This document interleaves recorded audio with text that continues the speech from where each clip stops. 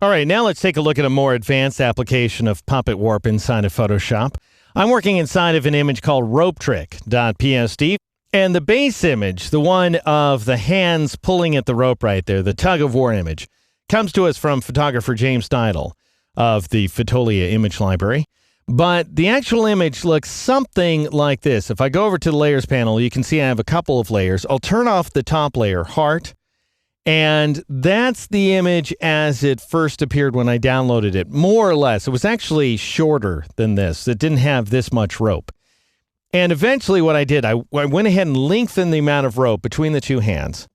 And then I used Puppet Warp in order to take that lengthened amount of rope and actually warp it into a heart shape so that we have a little bit of cooperation. Don't you know, these guys are struggling and then somehow they end up finding a happy medium or something along those lines. Anyway, how in the world do we create such an effect? Well, ultimately, the trick is to use Puppet Warp in order to trace a heart shape. And I'll show you how that works. But first of all, we need a heck of a lot more rope than we have going on right here.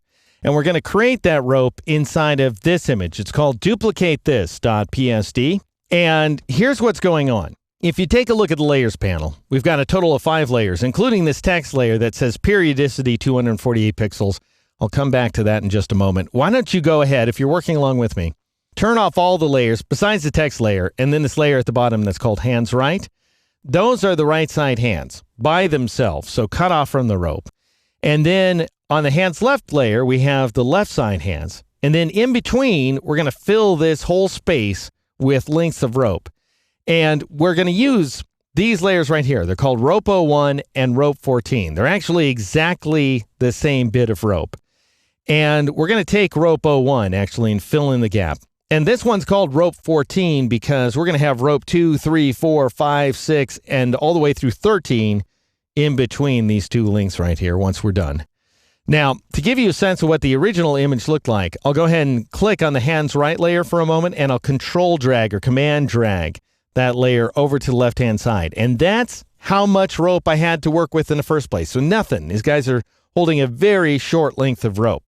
All right, so I'll press Control-Z, Command-Z on a Mac to move that layer back into place. Now, we need a heck of a lot of rope in between in order to be able to distort the rope, essentially, into a heart shape. That's going to take an awful lot of original pixels so that we get a halfway decent result. So notice that I have this layer that's called periodicity 248 pixels. What that's saying is if we go ahead and duplicate this length of rope 248 pixels to the right, we'll get a match. And that I figured out just through trial and error. So I've set up this entire composition so that we can duplicate a single length of rope over and over again, 248 pixels, and that will end up exactly filling this gap. All right, so turn off the periodicity 248 pixels layer for now.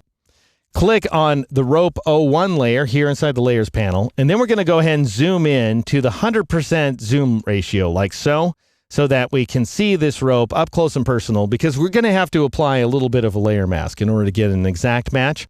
All right, so Rope 01 is selected. Now, remember that we can both duplicate and transform a layer in one operation by pressing that secret keyboard shortcut Control-Alt-T or Command-Option-T on the Mac. So I'm going to press it. Control-Alt-T, once again, Command-Option-T on the Mac, takes us into the free transform mode, but we're not transforming this layer right here. We're transforming a duplicate of it. Now go up to the options bar, and I want you to make sure that this delta icon is turned on. It looks like a triangle, but it's actually a capital Greek letter delta. And that means we're going to enter a measurement of change.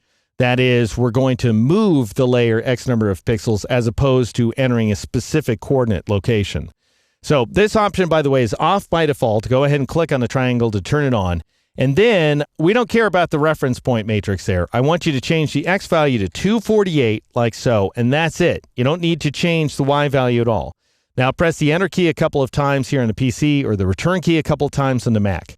Now, notice, I'll go ahead and zoom in even farther here. Notice that we don't have an exact match. Part of the reason for that is we need to skew the layer just a little bit. And the other issue is we need to apply a layer mask. So, for starters, I'm working on this Rope 01 copy layer. Let's go ahead and change its name to Rope 02.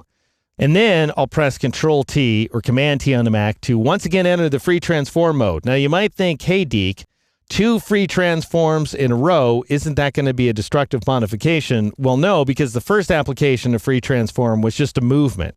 We didn't actually redraw any of the pixels. We just moved the pixels to a new location. This time, we are going to redraw the pixels, and you're going to do it by pressing the Control key or the Command key on the Mac and dragging this left side handle like so. You might press the Shift key as well. So Control Shift drag, Command Shift drag on the Mac in order to skew the rope down ever so slightly. And notice my V value is negative almost 1 degree, not quite 1 degree. That's fine. I'll go ahead and press the Enter key a couple of times, the Return key a couple of times on the Mac in order to accept that modification. Now, let's add a layer mask so that we can smooth over this transition a little bit. I'll drop down to the Add Layer Mask icon down here at the bottom of the Layers panel. Click on it. Now we have a blank layer mask. Now let's press the B key to switch to the brush tool right here. And then let me show you the cursor I've got going here. If I right click here inside the image window, you can see that I have a size value of 10 pixels and a hardness of 100%. And those are the settings I recommend you use as well. Make sure that black is your foreground color. If it isn't, press the X key. And then let's go ahead and paint away some of this rope, and paint very carefully, just gingerly. That is to say, just a little bit of rope needs to be painted away, nothing more. And if you need to go back and forth, you can. That is, you can paint. If you go too far with this modification here, you can paint back with white. However, as you can see, I did a pretty good job. So just paint a little bit along this edge and you'll be fine. And then go ahead and zoom out to 100% once again, if you want.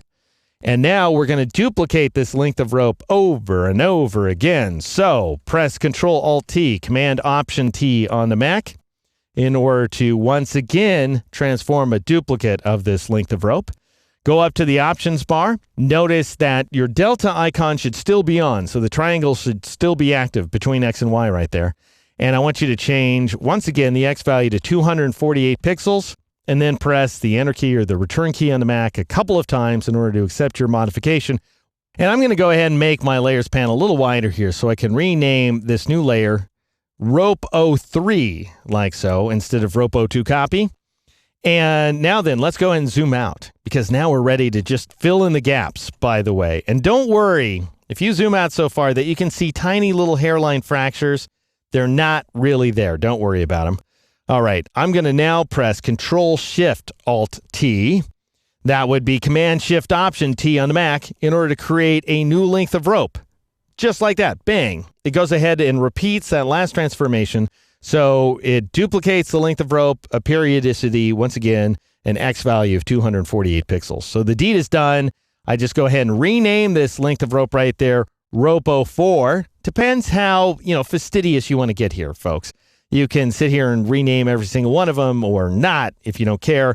Press Control-Alt-T once again, and I'm just going to go for it. Command-Option-T, Control-Alt-T, what have you. Just mash your fist down and press the T key over and over and over again until you complete the length of rope like that. You now have what is commonly known in the business as a very long length of rope between two guys who are doing a tug-of-war thing. In the next exercise, we'll go ahead and mask this length of rope. So we'll lift it, place it on its own layer, and then we will eventually invoke the Puppet Warp command in order to twist that length of rope around a heart. Stay tuned.